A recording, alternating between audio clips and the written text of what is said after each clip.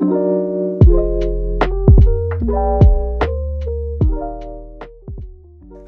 I'm Jason from Deepernauts, and I am very excited to show you some brand new features that will be available very soon.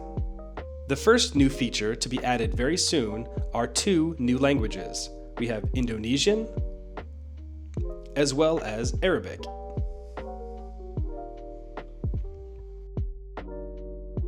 This next feature has been heavily requested, and we are happy to introduce the import and export of your custom domain files.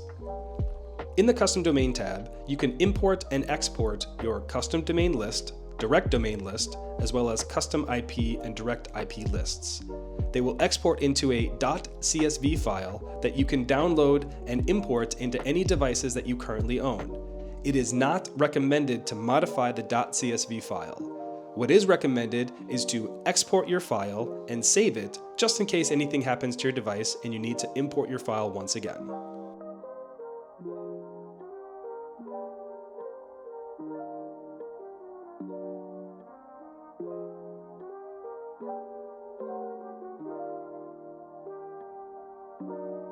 Make sure you check Deepernauts socials and keep your device on auto update to make sure that you're on the newest firmware whenever it's released.